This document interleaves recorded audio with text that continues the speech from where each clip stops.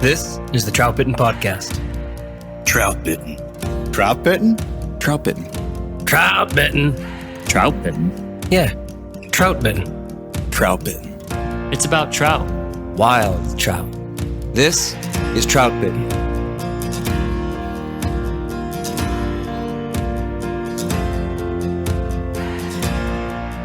This is the Troutbitten Podcast, and thank you for listening.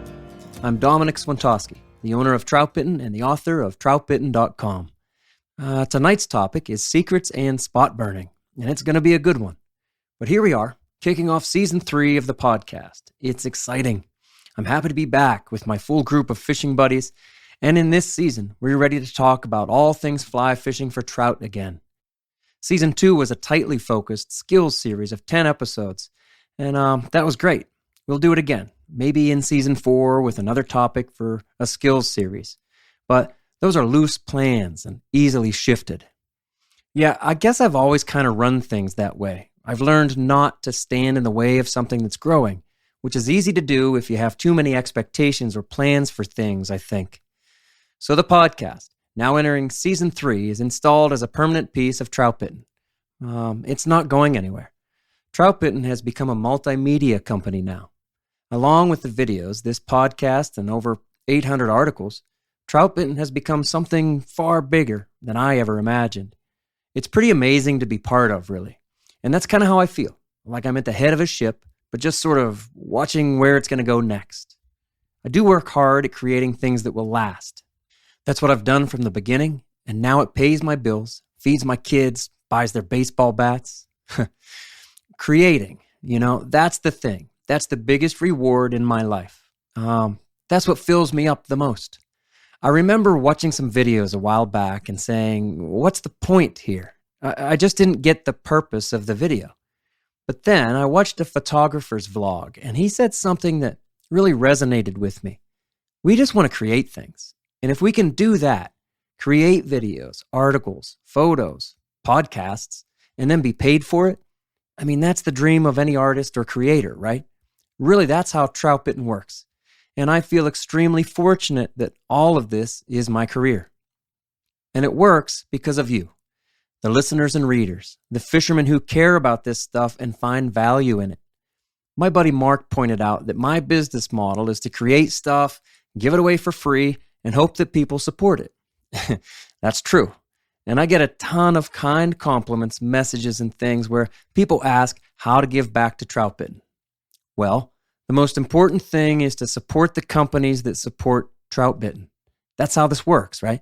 They give me money to get their message out to you, their audience. You find value in that and buy their stuff. So please use the codes they generously provide. Whether it's 10% off or 20% off, using those checkout codes are really the only trackable means for the companies to see the effectiveness of their ads. And honestly, it's that ad revenue from some of the best companies in our industry that make this project viable. Thanks to everyone who makes a purchase, downloads, likes, subscribes, and leaves a comment. All of that adds up to keep this rolling. Really, even just dropping a quick message to these companies to say, thanks for supporting Troutbitten. All of that goes a long way. It's a small industry, right? So the little things that we do matter a great deal. Thanks again to everyone involved. All right, let's kick off Season 3 with secrets and spot burning. I'm joined this season by my friends Austin Dando, Trevor Smith, Josh Darling, Bill Dell, and now Matt Grobe. What's up, guys? Hey, how we doing? Hey, hello. So, hey, first, let me mention that our buddy Bill is absent tonight. He's out at camp because he's guiding a lot this week. So someone else is going to have to take the role of being the oddball who disagrees with everything. And I'm thinking, Matt, you might be up for that job. Sure, I can do that. Well, I thought you could. Hey, all right, here's Matt Grobe, right? He's a longtime friend from way back when Troutbitten started. Matt's a Western Pennsylvania native, now living in, is it Bozeman, dude? You living in Bozeman? I live in Bozeman, correct. All right, right. But we won't spot burn and tell everybody exactly what river you live right on. Which one? Don't There's say like 5. Yeah, I know. Right, but isn't one right in your backyard? I have a couple in my backyard, yeah. Close by. But yeah, we won't spot burn those. No. And so, hey, you can listen to more of Matt's backstory and I think some pretty entertaining fish tales in, what was it? Season 1. I forget which episode, but it's titled Big Trout from Pennsylvania to Montana with Matt Grobe. So lots more about Matt in that one. And we won't have you tell us your whole life story in this one. All right. Better for everybody. Yeah. So, hey, Matt, being the new guy, we all thought that maybe there should be some hazing in order. Maybe for the next 3 or 4 episodes, we'll have you do something. But thinking this is fair.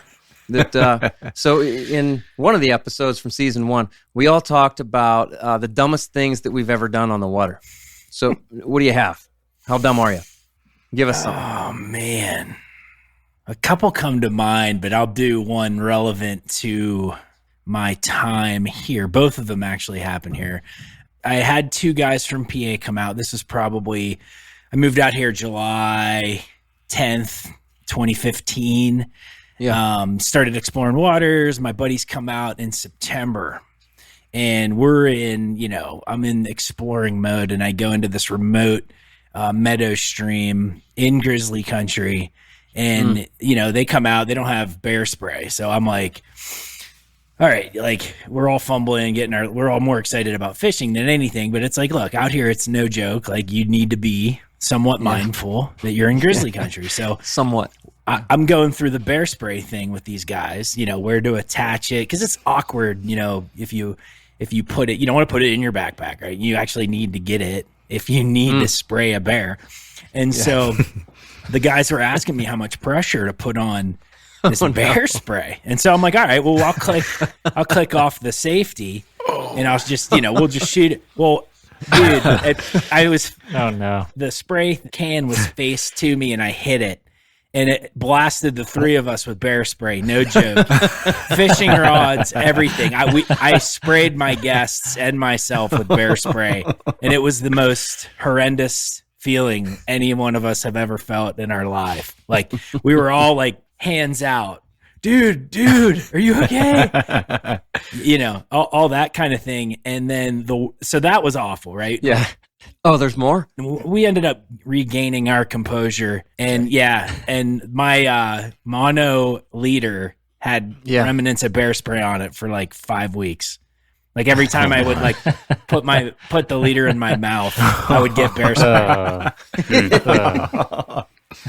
You don't realize how often you put it in your mouth until you have bear spray on it. And you realize how often it's burning, man. It's like if you can imagine a burning sensation in your eyes, or like if you got a little lime or something in your eyes, like it just feels like that in your mouth, in your nostrils, in your eyes. So it's a good deterrent for man-eating bears. Yes, it is. So now you don't point it at yourself anymore. Yeah, I'd like to think I came a long way since 2015 in grizzly country. That's how you learn. You do the dumb things. Yeah. I was that guy coming from the East Coast. Right. Rookie with bear spray. And so maybe next week, you give us another dumb thing. Maybe every episode this season, Matt has to give us something dumb that he's done on the water. All right, hey, let's throw a couple questions in here that we've gotten from listeners. People seem to like this. And again, if you send them in, we might answer them. That's a Troutbitten promise. Hey, Trevor, you want to read this one? Yeah, I do.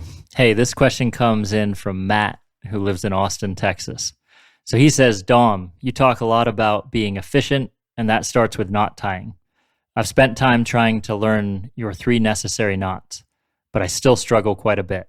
Any help you can offer is appreciated. So my first thing is, are there trout in Austin, Texas? Anybody know that? Gosh, I don't know. The Guadalupe the Guadalupe River has some, but they're stocked. Oh, that's where that is. Yeah. Mm-hmm. They have a bass in Guadalupe, like the Guadalupe. The Guadalupe bass, yeah. There it is. Listen to you guys. I bet they have a Castleman Dom. We don't know about that stuff. They might. See, we're spot burning all over the place already. Listen to you guys. You're not airing this. I mean, come on. All right, so Matt from Austin is talking about, I've written about, I say the barrier for entry to fly fishing stands at like 2 knots, the Davy knot and the double surgeons. And you could do a clinch knot and a double surgeons. But yeah, you need something to tie the fly on. I like a Davy. Sure. And you need something to tie 2 pieces of line together. And a double surgeons will handle that. So once those knots are learned, then 4 more will kind of round out the list. And I'll say a clinch knot, a blood knot, a uni knot, and I use a lot an Orvis tippet knot for attaching 2 pieces of leader. And I think that's probably what Matt is referring to. But here are my 2 pieces of advice, my best tips for tying knots. And then I'd like to hear what you guys have to say. Here's my 2 things quickly. First, understand what the holders and the workers are as far as your fingers go. With your fingers, your thumb, your index finger, and your middle finger are your workers. And then your pinky finger and your ring finger are the holders, and they hold the line while your worker fingers work on tying the knots. And that's especially important if you're tying 2 pieces of leader together. But it's also important even if you're just tying a clinch knot. Again, holders and workers concept. I think that came from Humphreys. For me, first, I think that's where I heard it first. My other tip, I guess, is to don't try to save material. Save time by using more material. You know, that's the important thing out there. Save time. Save time by using bigger loops and more, use 6 inches to tie a knot. And then you'll eventually learn, too, how to end up with just a little tag, no matter what knot you're using. What do you guys think? What do you have? I think it's hard to get around the fact that he just needs to spend more time practicing. I mean, when I was in residency, everybody had to learn how to tie to suture. And you knew you were going to be at some point standing in an operating room getting yelled at by an angry surgeon if you weren't good enough. And with that fear behind you, you would stay up late practicing the nights before those rotations, and you just tie knot after knot after knot after knot. And the most all thumbs individuals learned proficiency just with that threat, And so I think it all just comes down to putting enough reps through your hands. Everybody can learn to tie knots. Right on. And then with those reps, you're going to almost figure out that whole workers and holders concept yourself and everything else that you need. Yeah. Yeah, I agree. When I was tying leaders for the Troutbitten shop, Thank you. tying a ton of blood knots, right? And one, it got my speed up to par, but also I think everybody almost has their own style of how they tie the same knot. Fair enough. And the more you tie the same knot, the more you recognize your own little tricks and twists that help you do it in the fastest way. So that's another thing that comes in. Good thinking. I also think that between different, whether it be the Davy knot and the double surgeons, the surgeons for me always, when I was first learning them, felt awkward, and the Orvis tippet knot always felt really natural. And so it's okay to try a few similar knots and just see if one of them naturally kind of fits with how you tie. And if it does, just double down on that and practice that and get good. It's more about getting good at the knots you do tie rather than tying the perfect knot. Don't underestimate your mouth. Nice. Yeah. Yeah, I know people that will not use their mouth for anything on the water. Boy, I use it for everything. I store flies in my mouth. Oh, yeah. I mean, split shot in there. It's an awful habit, right? It's an awful habit if you're a dentist. But if you're efficient, the mouth is as efficient as you can get with snapping tippet off or aiding in support with the different monofilament that's flying around. So I'm a big proponent of the mouth with knots. That's a good point. I didn't think of that. That's nice. Do you guys moisten your knot with your mouth? Yeah. Oh yeah. Yes. Yeah. So that's I think it sets a better knot. I'm weird. I don't know if there's any scientific data behind that, but I always like to moisten the knot because I feel like it cinches smoother when I pull it tight. I think I have heard there's something to that with the lubrication, but also just the temperature of the knot because it slides better. Ooh. The tippet doesn't heat up as high, and so the fail point is higher.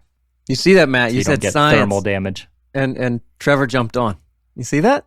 I mean, that's great. That's great. That's why he's backing me. Yes. Exactly. He's our expert for all things medical and scientific. And Pythagorean. Right. Hey, now, yes. That's questionable. Questionable. That's questionable. All right. Hey, let's do one more question. Austin, you want to read this one, bud? Sure.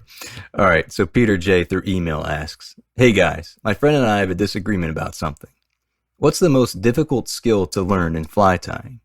Also, we'd love to hear more about tying flies. We like the advanced level approach to the podcast. It'd be cool to hear your group take that over to fly tying as well. So what do we think?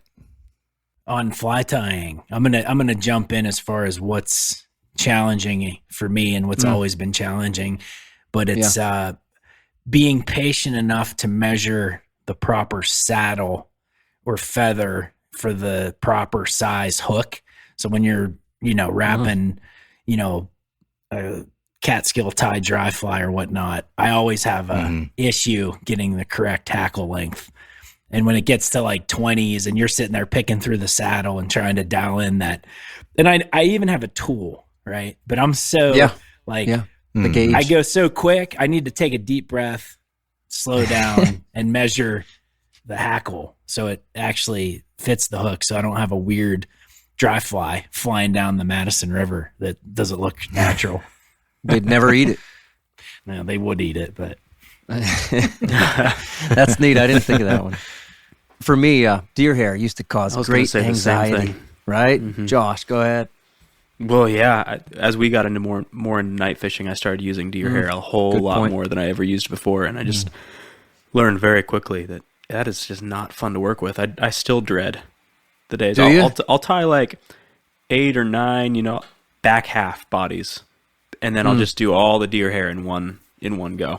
For articulated streamers, you're just like building up the back halves. Yeah. Well, and all the way up, even the front hook, but not including the head, because I don't want to tie deer hair, and it makes such a mess. And never know, like, okay, is this it'd be better if I spun this? It'd be better if I pinched this in. It's a mess. Yeah. I think it is the most difficult thing for me in tying. Anybody else? Well, then we have answered Peter's question. Good job. Good job. Hackle and deer hair are my same answers, so I don't really have much to offer. Water is essential for life, but for Orvis, it's the blood of the brand. Orvis has been the leader in fly fishing since 1856. No other brand can match the explorative and innovative spirit they bring to the water today. Everything at Orvis is about inspiring and empowering adventure and wonder in nature. Rooted in the vitality of fly fishing, fueled by passion and curiosity for the outdoors, Orvis designs and develops products and experiences, providing the knowledge and expertise to enable more meaningful moments and connections in nature. With over a century and a half of experience in the field and on the water, Orvis seeks to ignite that passion in others. Tactical Fly Fisher was started in 2015 by Fly Fishing Team USA angler Devin Olson, with a mission to bring American anglers the techniques and gear that dominate the international competitive fly fishing scene. While you may have no desire to compete, you can still benefit from the same strategies which competitive anglers use to make them more successful on the water. Whether you want to buy a Euro nymphing rod, a stillwater fly line, or just some hooks and beads to fill your fly box, we've got you covered. And our teaching materials will help you learn how to use whatever products fill up your cart.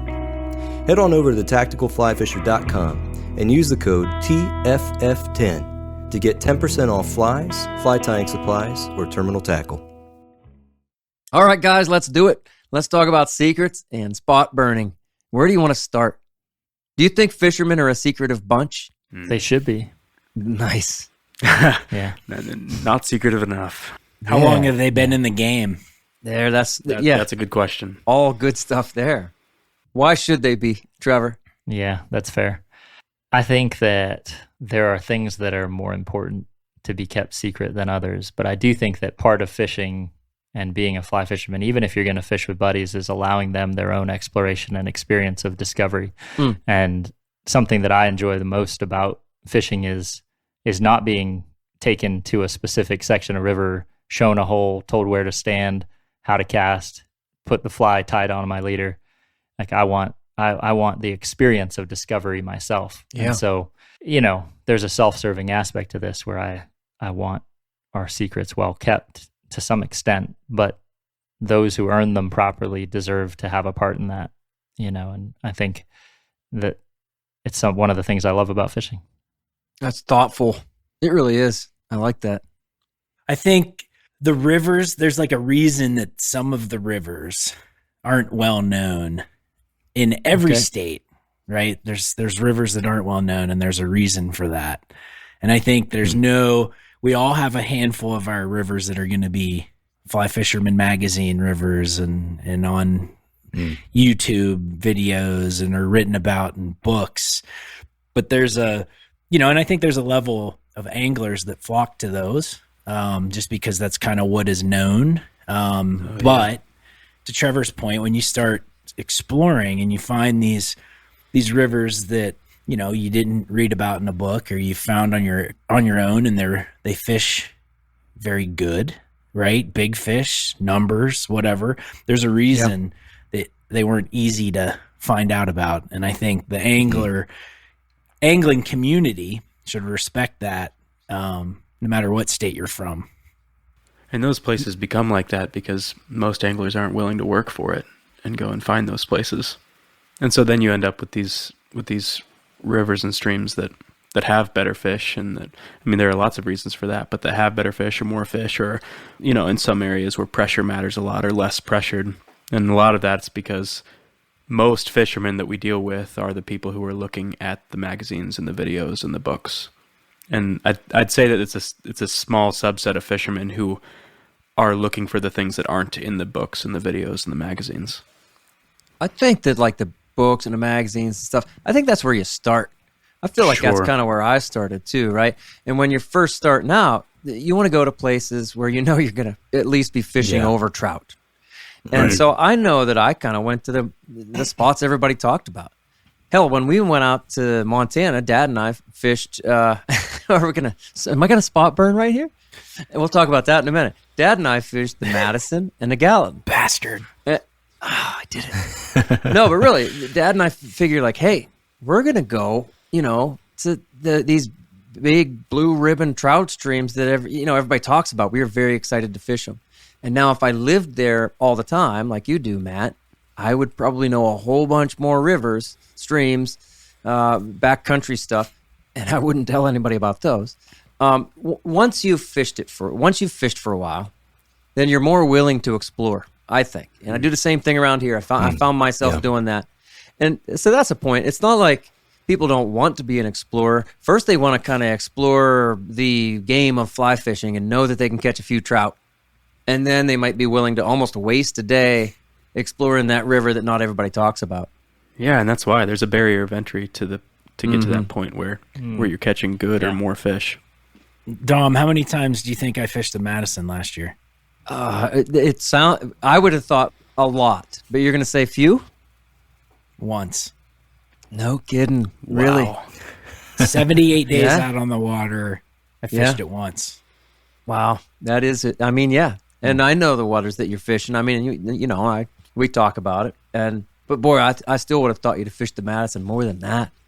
Wow, that's amazing. Low water, we can get into that. No, I mean, it was just a bad. I mean, we're in the midst, and we'll talk about it at some point in this season. But this drought out here is real. Well, yeah, I mean, Now, Matt, you had a similar experience of like learning, though, right? Because when you first got there, you you used to fish the Madison quite a bit, correct? Right. Good point. Compared to how much you do now. Yeah. I mean, easy. So I mean, you've grown really fast in that respect. Right. But to Dom hit it on, right, you come out here, you're not fishing the Madison. I mean, come on. It's like the starting block, man, right? Right. I mean, it's the Madison. Yeah. Yep. I mean, and I still love, that's not to, your angling career progresses and you're searching for a specific experience. It just that past year didn't lead me to that river. I mean, it's just kind of the way it shaped. It's a good point. You said you're searching for an experience. I mean, I'm sure like we all know that the Madison holds good fish, and they hold some of the fish that you're looking for, those top tier fish that you're looking for. But it's not just about, for some people it is, but it's not just about the big fish. It's not just about catching 50 fish in a day. You're not always going to find that same experience on a river that's so well known. Yeah, I mean, I could run wild and vent about the Madison, and I think if I had a sticker, the next sticker I might put on my Forerunner is "COVID ruined the Madison River." Is that right? Just in general, yeah, but half joking, but not really. That river's just gone through some changes, as we've all seen, and Dom, I'm sure you've seen from being in State College for as long as you've been, with just in time, right? Rivers change, and we're in the peak, in my opinion, which may be a good thing, maybe a bad thing with angling in general, and people exploring the sport and everybody getting outdoors. And it's just an interesting time right now. For sure. Now, I will say, you're talking about an experience, Josh. Like when Dad and I went out, we wanted the experience of fishing the Madison. You know, we wanted to do that. And yeah, there are different experiences at different levels. I shouldn't even say levels, just time, whatever you're looking for, you know? It's kind of the same thing. We went out when it would have been my junior year of high school, and we went out and drove out west and fished every river along the way. And we floated the Madison. And it was all for that reason. It's just like, we've heard so much about this river. We have to go and experience it. Mm-hmm. Yeah, I think a lot of people may end up looking for the same experience in some degree or another. You know, I lived out in Missoula for 2 summers in my college years, and I wanted every one of those experiences I could collect. And I hadn't fished enough during 2 summers to get out of wanting those. So maybe there's so much of the sport comes into time, but, you know, that's not to be underestimated. Yeah, I mean, that makes a lot of sense, Austin. I mean, because you just hit it right. I didn't think I was going to be out here for as long as I've been. I think this will be my 7th summer going in. And it's, I don't want to say it's a content, Dom. I think you and I touch base on this a little bit on when we did our podcast, but it's just like, I feel content on that river. Like I've experienced it in all seasons, and I've done, I've had tremendous days. And then I've also seen the low water and the bulk of the crowds kind of when you show up and it's, the river's polluted with people. It's like, is it the, same experience you had with your dad, Dom? I would say if you came back out here and thought you were going to have that same experience, that it's a lot busier than it was back then. It's just that river's bustling right now with folks visiting it, and it needs a little break. So we're talking here a lot about rivers and spots and places. What else are we secretive of? I mean, you guys, are you secretive of patterns? I mean, I know some of you are, right? Are you secretive about tactics? I mean, a lot of fishermen are. The secret retrieve. No. Is there? No, Josh. That's certainly inside Second joke. retrieve, Josh. That's right. That's a night fishing thing between Josh and Trevor. There's a secret retrieve. That's right. Josh always tells me what works after the night's over. Right. Yeah. I'll say really I'm fishing this fly, and then end of the night will come. Oh, did I forget to mention? I was fishing subsurface. Sorry, I didn't. Yeah. Dom, I'd book a trip with you just to steal your. You can't say that. It's not what you say. That's not what you That's not say. Say it all. Come on, man. Oh, man. Now it's leaked. Everybody's going to be speculating what is the Just trout. messing with you. What's the special fly? I'm in charge of this. I'm cutting that out. That's right. Matt, are you secretive about patterns? Yes, you are. It may sound selfish. Eventually, I can be open with the patterns I fish. But if I find a pattern, right, because I'm always in the mindset that every year you strike this new, for whatever reason, a blowtorch works this year, a woven works this year, the squirmy works this year, and then the next year it doesn't for some reason. I like to think that if I have a pattern that's not mainstream for that particular season, that I'll absolutely, oh, what are you fishing? Bunion bug. Nice. Not really the bunion bug, but you know what I'm talking about. Right. Size 2? Is it size 2? I hoard Bug that size fly. 2. Definitely hoard that fly for that season, and then depending on what tier of friend you are, you may or may not get let in. There's a tier of friends. Definitely. I'm not very secretive about patterns anymore. There's really just one pattern that I'm kind of secretive about. Over time, I've become less secretive about flies, definitely less secretive about tactics. Obviously, I write about tactics all the time. I love sharing that kind of stuff with people. When I meet somebody and I find out they're a fisherman, I want to talk tactics. I want to learn what they know and I don't. And if they ask a question, I'm always willing to just share whatever I can possibly know about tactics, and usually all the flies. I don't really care. Yeah, I think similar. Like, all of my flies are so simple that none of them are like unknown to anyone else. So I don't care opening my fly box and showing everyone else what I'm using, because they've probably got half of them in theirs too. Yeah. The thing I'm most secretive about is locations. I think that's obviously like the elephant in the room, maybe but not necessarily like rivers themselves, but specific spots. Like this access in this bucket, I caught this fish. No, we're not going to talk that deep. Right. What about, and Pat was good at this, Dom, but I mean, he would locate, and I'm a firm believer in winter fishing, especially, that there's these like 5x5 buckets within a hole, especially during winter, that are just stacked with fish, and a particular drift just could be the difference between 50 fish and 14 fish, and you could easily miss that particular spot if someone didn't show it to you, or if you didn't like really thoroughly work a winter hole. Or do you watch someone fish it and struggle and say, if you move that drift 6 feet and 3 feet upstream, you're going to just whack a bunch of wintering fish. Do you go to those lengths, or do you hide those winter secrets, as we used to call them, the holes? I like to let people discover that for themselves. So I'm not going to necessarily come out and tell them that 6 feet is what's going to do it. But I might suggest maybe a little further. You mean if you're fishing with a friend, right? If I'm fishing with a friend, kind of like what Trevor said earlier, I kind of want to respect my friends, exploration, his want for exploration, right? Yeah. But if I'm fishing with somebody and they ask, hey, what's the best spot in here? Or, hey, do you think I should fish that bankside? I'm like, yeah, I've caught some really nice fish over there.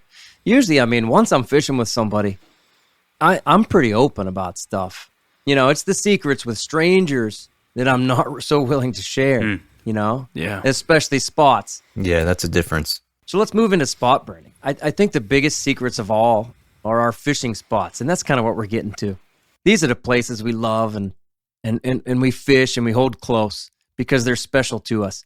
And I don't know anyone who says, oh, I hope the place that I'm fishing today has a dozen other anglers there, or 30, right?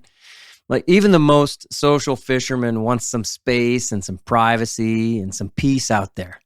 And honestly, I think that's part of what everyone is looking for when they pick up a rod and go fishing. And I kind of mean everyone. I don't know anybody, like I said, that really wants to be surrounded by a bunch of people. So giving up spots publicly, or maybe even privately, is what we call spot burning. Is that the definition of spot burning, guys? What do you think? Yeah, I think that hits it. I think the public spot burning is the stuff that really probably makes all of our skin crawl. But I suppose depending upon the public stuff, yeah, the public stuff, and I think social media obviously is given platform to take spot burning to a whole new level, and that's part of why we're talking about it. Yes. So there's a difference between publicly and sort of privately. If I'm in a group of all of us, and then each one of you has a friend that came along too, and we start talking about places, and a couple of these rivers come up, I get uncomfortable. A couple of these special spots to me. I might not know your best friend there, Austin, or Josh, I might not know, your uncle came. And I don't really want to tell your uncle about my, one of my favorite spots. And even though we can say that's kind of private, but to me, that's still spot burning. We can be in the parking lot, at lunch or something, and people want to start talking about it. I'm not going to spot burn this river, this spot that these guys are wanting information about, because I don't know them. But boy, the public stuff is really bad. I think people don't understand the reach that it has when you put something on Instagram, or especially on YouTube.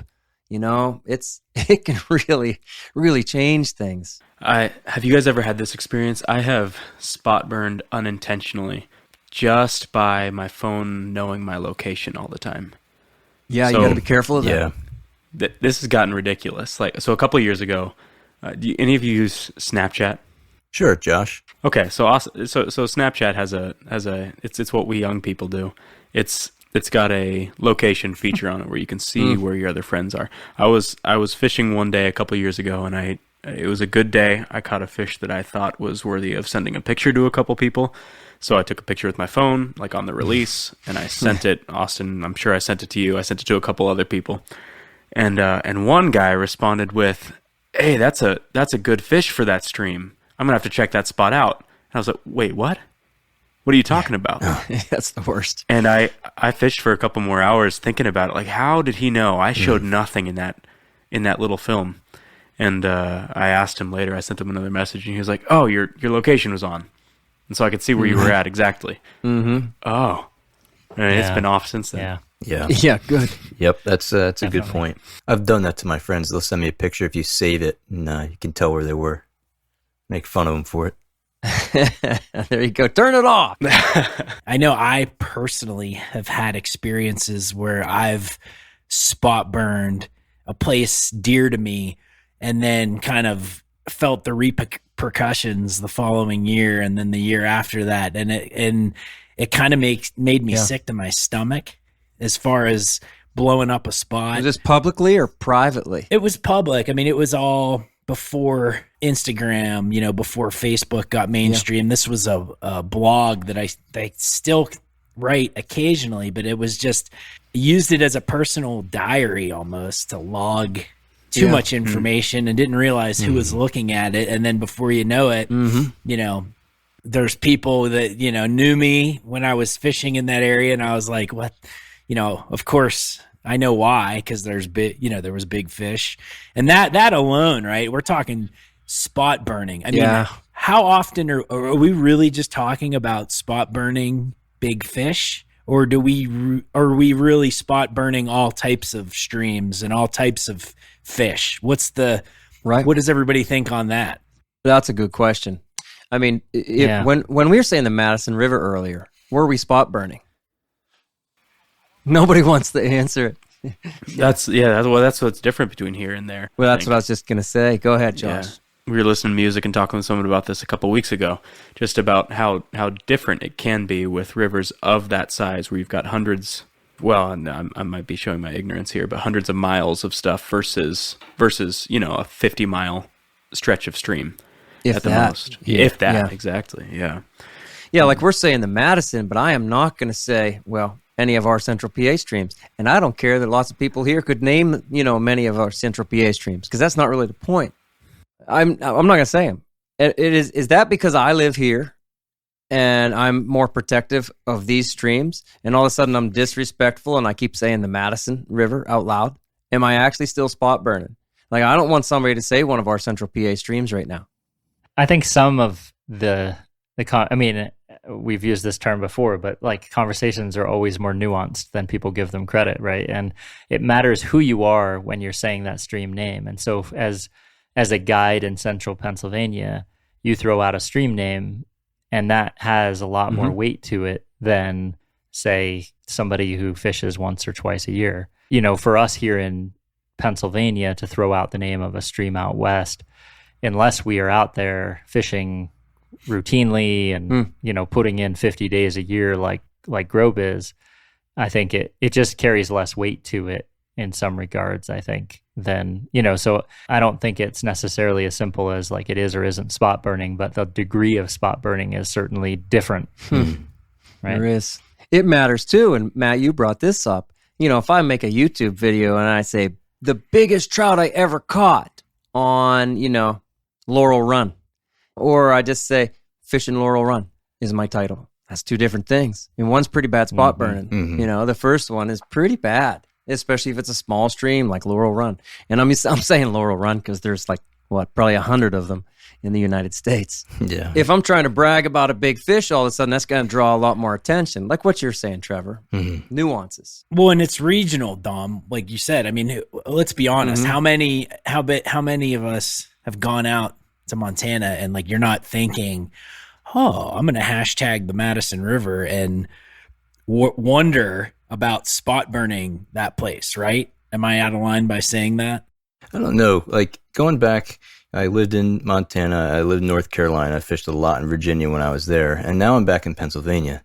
But even when I'm back in Pennsylvania, I still, something down deep inside me doesn't want to talk about the streams I fished in Virginia or those little known streams out in Montana. I still don't like to do it. Yeah. Because those places are near and dear to me, whether I discovered them myself or I discovered an experience for myself. It's still something that I like to protect. That's fair. Yeah. I think that's what like really gets us our blood boiling when we see this social media public spot burning, is that there are certain people that will do anything they can to get more clicks and views, and it almost always includes putting, like you said, Dom, putting like caught the biggest fish or big brown trout in, and then whatever name of the stream. And it's the cheap dime store, like base level entertainment value, and yet it's throwing out something that should be sacred and protected and cared for, and it just makes us so upset, because it's almost like there's no respect for not only for other fishermen but for the stream itself, and or for yourself. Like, my goodness, take yourself more seriously, and respect the process. Nice. That's perfect, Trevor. Precision Fly and Tackle is a family-owned business with a passion for the outdoors and a sense of adventure. They are anglers who enjoy every moment spent on the water with family and friends. Precision Fly and Tackle carries the widest selection of Euro rods, reels, lines, leaders, flies, and accessories. From the beginner to the advanced angler, Precision Fly and Tackle can outfit every angler, no matter the budget. Visit them online at precisionflyandtackle.com. Then use code Troutbitten10, that's the number 10, for 10% off your order. Gear up with Precision Fly and Tackle for your next adventure.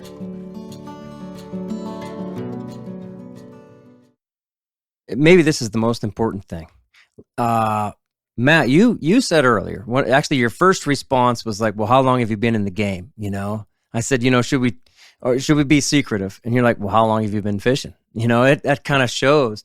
The longer you've been fishing, the more spots, like you're talking about Austin, so many different states and places that you've lived, the more of these places that are sort of sacred to you, the more anglers that you meet, the more you realize how special these places are, not even just to you, but to the other guy that you met on the stream the other day. And good point. Yeah, and so like Trevor's saying, it matters just to have respect for other people. And that's what it always comes down to for me, is having that respect for other people's secrets. I just think that's the most important thing. I might not care about Laurel Run so much. I fished that Laurel Run a couple times. It's a nice stream, whatever. But I'm not going to spot burn Laurel Run. Even though it's not my favorite, it's somebody else's sweetheart spot. And that matters. To me, that's what it is. But you don't necessarily know that when you first start out. And that's why I will say, too, I try not to get really frustrated or too angry with anybody who I see spot burning. Because so often, too, well, heck, Matt, you were saying you feel like you put too much information out there early on. You didn't realize it, And I feel like even when Troutbitten first started, I probably put a little bit too much information out there, not tactics stuff, but location stuff. I was a little I wasn't discreet enough about my locations. So now I'm more careful about stuff like that. And the point is that I've learned that over time. Matt, you've learned that. And Austin, you're saying like you understand because you've been around, and it's every place is special to somebody. Yeah. So you try to have that respect for everybody. It's funny to think too, you raise a good point. It's special to somebody else. You guys ever think like, the stream that you discovered today, there's this brand new exploration, this brand new thing, is the same stream that some guy's been fishing for the last 10 years. Yeah, that is cool. And there's mutual respect that has to be paid. Yeah. You can go around the next bend of this river that you're exploring, and it seems like nobody's ever been there, and it feels like it's all yours. Right. But we have to be real and understand that, plenty of people consider it, their favorite spot, and they're probably disappointed to see your truck parked in the parking lot, Right. Yeah. And along with this, we also see the response, if somebody posts something, let's say on YouTube, of fishing X creek, and they have an hour-long video of them fishing, showing you where they parked, where they walked in. And maybe it's really well known, and the maybe response they're catching really big fish too, Yeah, maybe if they're lucky, you never know. Those YouTubers. Those YouTubers. I might take that part out. But the general response to a video like that from maybe the creator or a watcher is, well, everybody knows about that. It's in a million books. Everybody's been fishing it since their grandfather and the father before them, and it's not going to be overrun just by my one little YouTube video because they believe that reach isn't that far past them. Mm-hmm. But it is far. That's right. We've gotten that exact response from people, and I think we've all messaged people before, very politely, just saying, "Hey, would you guys mind maybe not including this? This is important to some of us. Like, would you mind not including the name of the stream in this video or in future videos?" And then they'll respond, "Well, this everybody knows about this. This isn't that big of a deal." Everybody knows that river. Yeah, and Josh, go ahead. You're basically giving everyone tools to combat what they're doing. So did we speak of like pictures, right? Because in my opinion, pictures are the number one spot burn. The offender, in my opinion. Pictures, videos are the number one. It's the videos, pictures, but like with that railroad track. Yeah, sure. Some like really these landmarks. And like I, having gone through it kind of through the years, developed my own, like, I'm going to zoom in on my pictures to where it's focusing on the fish, and you don't know, like, you can't really make out anything in some of my pictures, right? Yeah. That was my personal way in trying to eliminate myself spot burning my own places that I loved, and conscious to shoot straight back into a row of pine trees as opposed to the river. Now, the downside of that is some of my pictures are just boring, right? Because there's not this magnificent backdrop of snowy, craggy peaks that I could have. But it's like, you know what? Like, I think there's a time and a place for that type of picture that's not going to be, maybe without a big fish, right? Nice. Or just floating the boat or whatnot. And so those are just things that I think about when I'm trying to eliminate the IG spot burn. Because I think we all have IG accounts, right? I mean, most of us anyway. That's a good point. If there's a big fish, then make it about the fish. And if there's not a big fish, then maybe there are times when you can make it about the scenery and the location. Right on. Yeah. How about this though? Let's say when you get into the YouTube thing, and inevitably the response is, or maybe it is an Instagram picture as well. You don't own the river; it's everybody's. That's right. How do you guys respond to that? Well, that's what people tell you when they front end you. It's the same response. They say, "Oh, come on, bud. Hey, you don't own the river." I wasn't saying I own the river. It's like what Trevor said earlier. I was just asking for a little bit of respect. Yeah, and if you trash up my town, just because I don't own my town, it doesn't mean I'm not upset about it. That's not justification to drag through the mud something that I love. So back off. Guy. Back off. This is the message to all you YouTubers out there. So back off. We're not saying, I mean, Josh, you and I are putting videos out, right? Wilds Media and Troutbitten videos. I'm sure that plenty of people are going to be able to see, he's fishing right there. But the purpose of our videos has never been and never will be, look at this huge fish that I caught. And I'm also not going to say, huge trout, biggest trout ever on Laurel Run. I'm not going to do that, Right. However, this kind of brings me to, I think I have to acknowledge even just personally that there are fine lines. There are fine lines here. And, I feel hypocritical even, saying like, we shouldn't be spot burning. But here I am. I'm a guide. And so I have the stream names for the rivers that I guide on my website. And I used to have more rivers that I would guide, And so I write about fishing in Central PA. Is that drawing more attention to it? Yes. And so it's a fine line. And I can't say it's an easy line that I walk. And I acknowledge that me 10 years ago, or even 5 years ago, maybe looking at me now, I'd say, what are you doing? Hey, be more discreet. But I try to walk that line. This Troutbitten business is my career. And I love what we're doing right now. I love all this stuff. I love everything about it. And part of that is you're going to share stuff. Where do I draw that line on what I share, what I don't? I continue to try to be discreet, but I'm acknowledging that there are plenty of people, and maybe even me 5 years ago, that would say like, nah, you drew the line a little too far.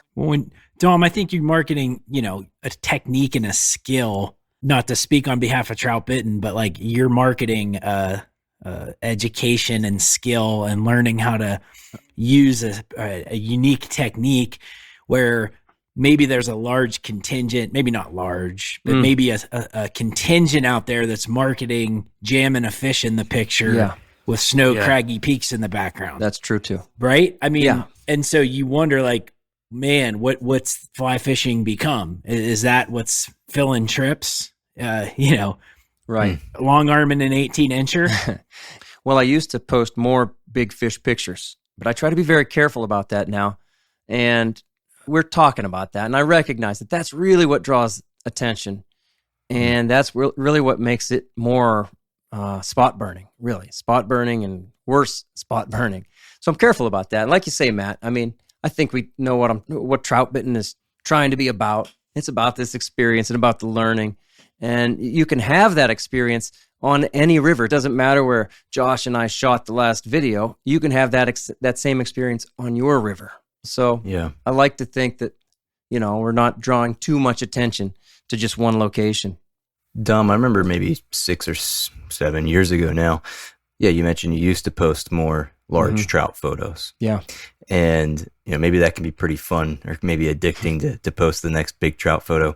And then you mentioned something to me. You said, well, you really got to watch it because you don't want to attract too much attention. Yeah. And I thought, man, this guy's catching so many big trout. He's got to be careful how many of he posts. Oh, that's not true. but well, you know what I mean? The principle remains, though. You have to maintain or monitor what you're putting out there as to not either give a false expectation to some place or somewhere or somebody, but also protect, your own experiences. Nice. Well said. Anything else, guys? One of the things that I think is so special about these spots that we've all kind of touched on in different ways is that there's something special about the meritocracy of fly fishing and spots and these things that you can't necessarily pay to get. You can't, they're not commoditized. They shouldn't be commoditized. They're not. We're a very instant satisfaction, gratification culture.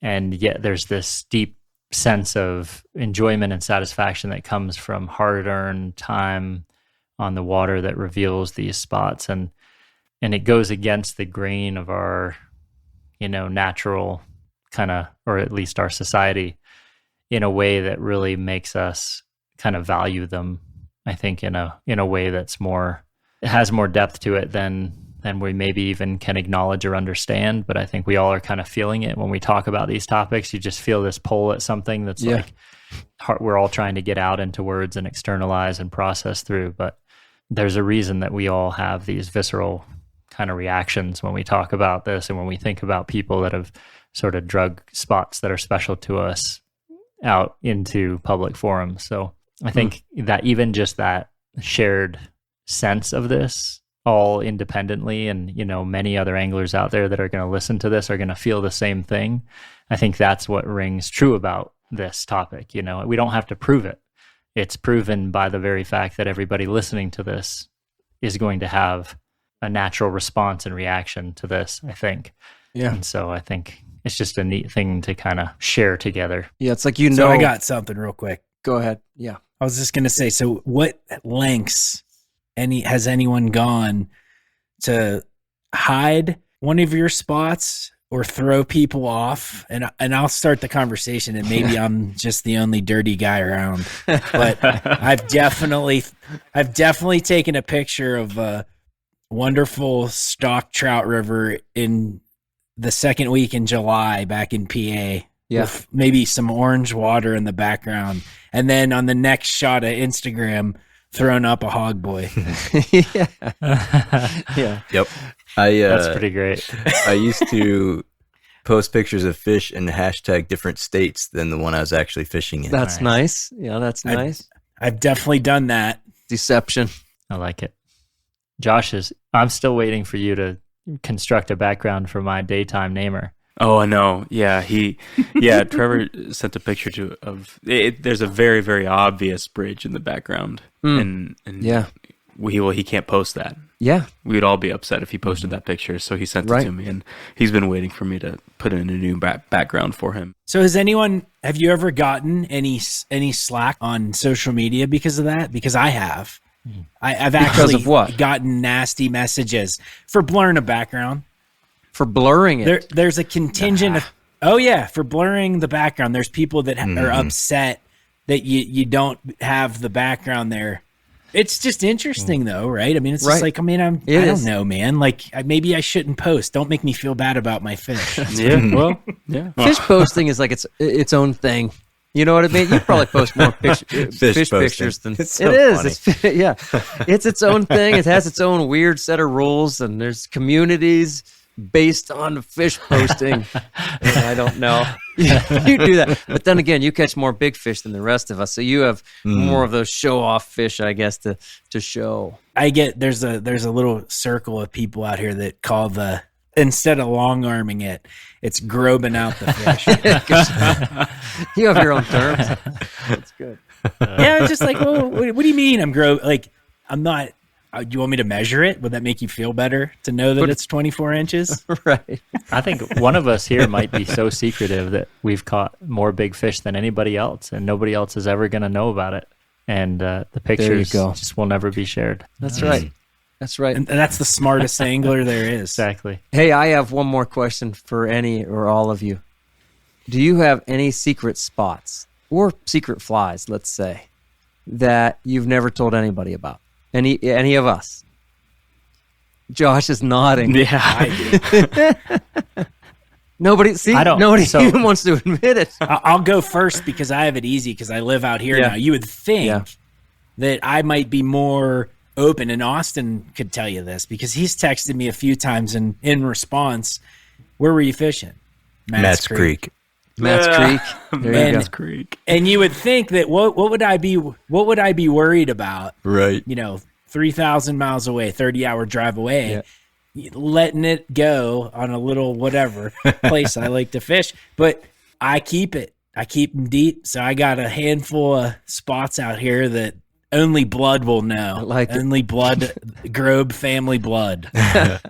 Mutual respect. That's funny. When I asked that question, nobody wanted to say anything. Josh at least nodded. But I'll be honest too. I have one or two spots that I haven't even fished with my dad. I guess I would, if we were in the area. I guess I would. There are some, there are sure. some spots that it's just been me and my dog.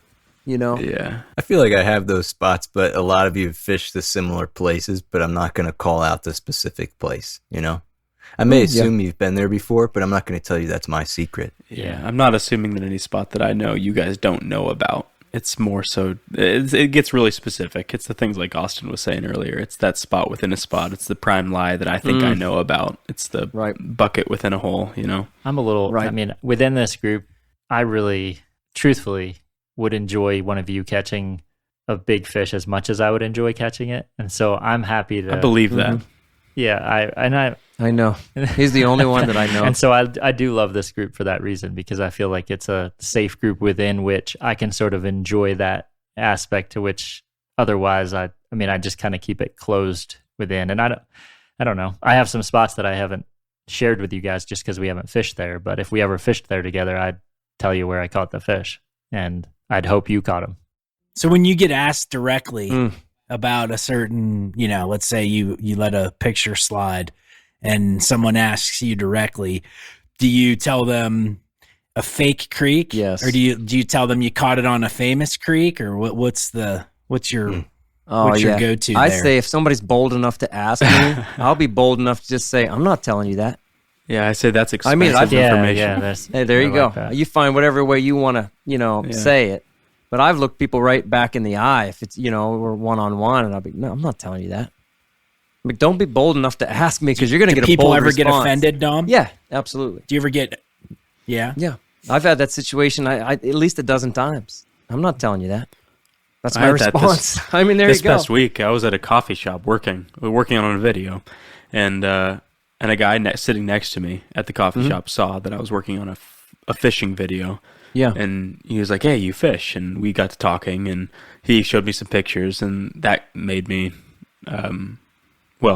arrogant, and I showed him some pictures back, and he was like, "Well, you have to tell me where those were found." I can't do that. You said, "No, I don't." I don't have to tell you. No, I don't. I really don't have to tell you that. I don't have to do that. I don't know you, man. Yeah.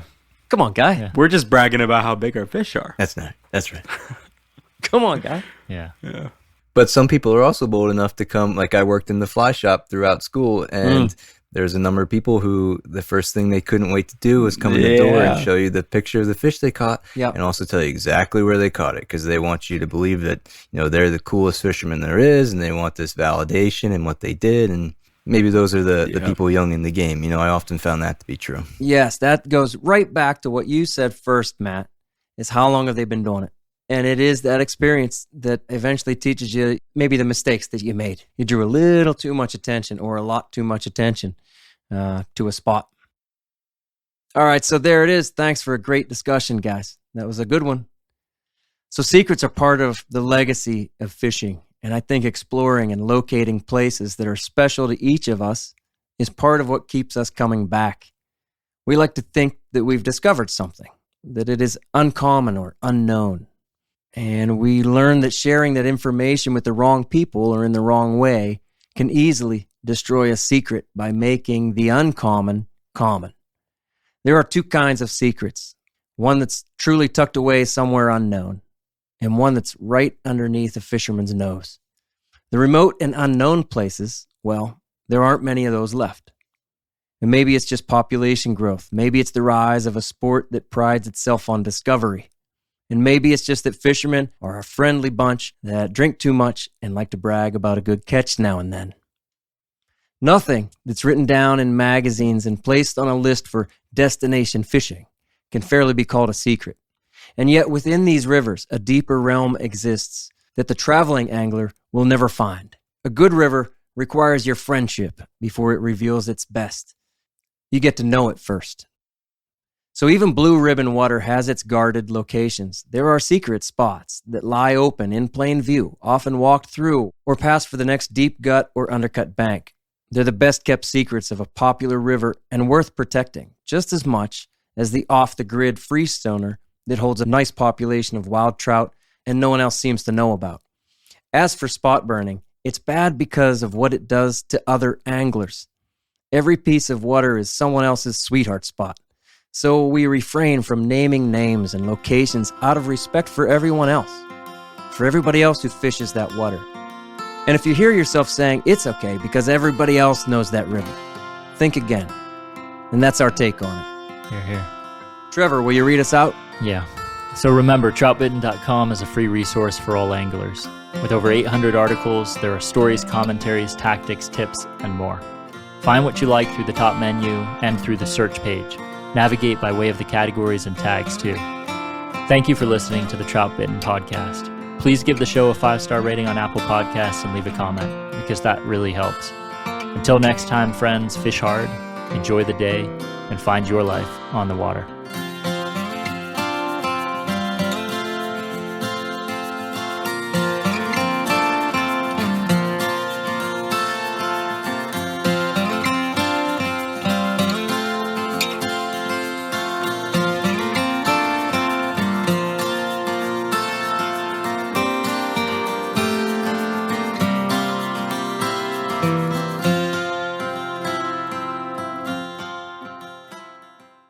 We don't know about that stuff.